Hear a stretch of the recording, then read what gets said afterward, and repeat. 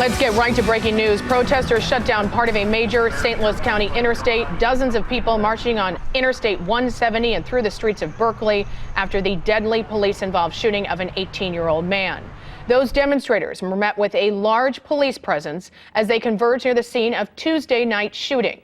Last night, investigators say Antonio Martin pointed a gun at an officer, and the white Berkeley police officer shot back, killing the black 18-year-old. Tonight, nearly 24 hours later, protest groups gathered near the mobile gas station where the shooting happened. They made their way from that area onto I-170 near Airport Road, attempting to shut it down. They then marched southbound for about 15 minutes as a large group of police officers followed close behind. Then, about an hour later, the same group marched in the opposite direction, tying up traffic in the northbound 170 lanes. News Channel 5's Jennifer Meckles. She's been in Berkeley all night. But just minutes ago, Jennifer and her photojournalists were forced to leave the area. Protesters surrounded our crew and our news van. The safety of our reporters is our top priority here at News Channel 5. We have now moved Jennifer a few blocks away from the protests. She joins us live now from a safer location. Jennifer. And we're at a county health department, just a little bit down North Hanley from where this all happened. Let me start off by saying it is very important to start off by saying only did this escalate within really the last half hour. Everything was pretty calm. It was a little chaotic whenever the crews went up on I-170, but back to what happened the last 30 minutes or so. We have some video that we are currently trying to get turned around in our system of what was going on, but let me show you just kind of the general area. We were parked across from the mobile gas station the entire night, waiting on a couple of things that were going on in that area. And for the most part, people were pretty much mulling about, talking to everybody.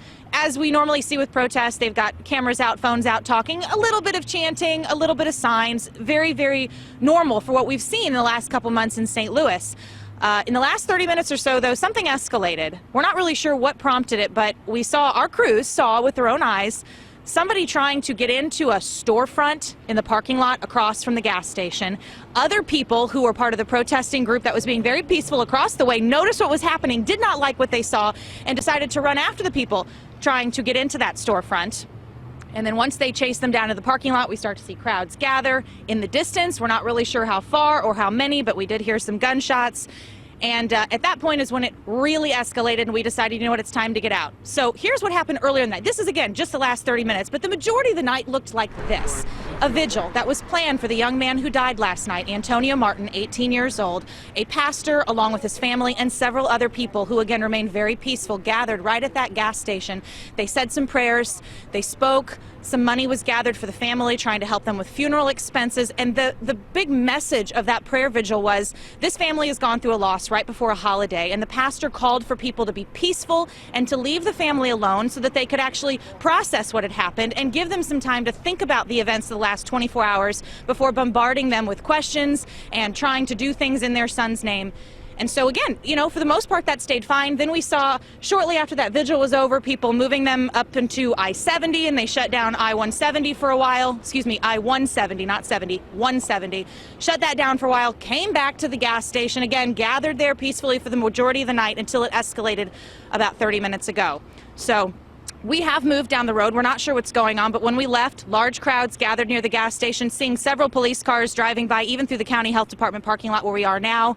We'll try to get some information and bring it back to you, but that's about where we're at this point at, shortly after 10 o'clock tonight. And I'm going to send it back to you. Jennifer, thank you.